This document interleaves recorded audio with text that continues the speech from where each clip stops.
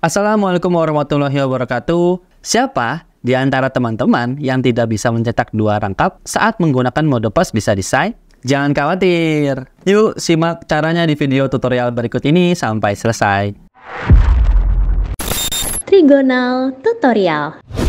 Jika teman-teman tidak bisa mencetak dua rangkap ketika menggunakan mode pos bisa desain dari program ePOS, maka bisa ikuti langkah video saya berikut ini. Nah, gini ya. Jadi teman-teman ketika menggunakan mode pos bisa desain itu kan tidak bisa mencetak dua rangkap ya. Kalau kita cek menunya itu dari menu pengaturan, mini printer.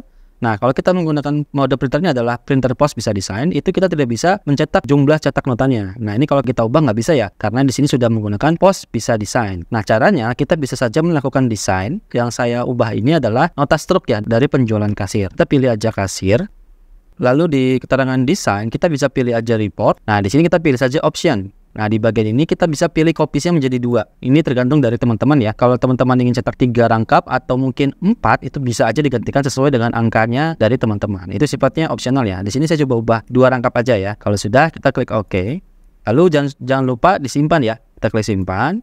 Lalu kita bisa close aja. Nah, ini saya mendesain dengan menggunakan printer dari POS 58 dan menggunakan kertas dari 40 kolom. Ya, kalau sudah, kita simpan.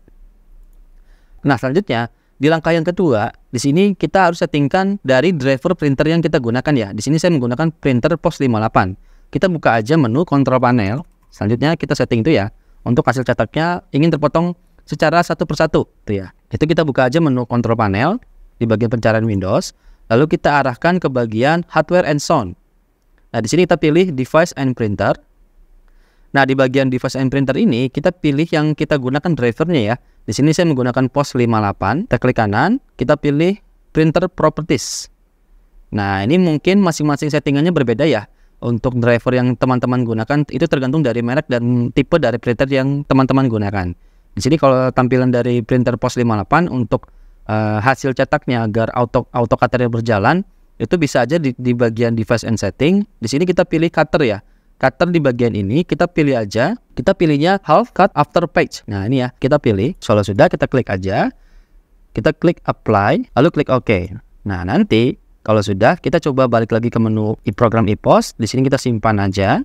Tadi sudah disimpan ya, saya simpan kembali untuk memastikan.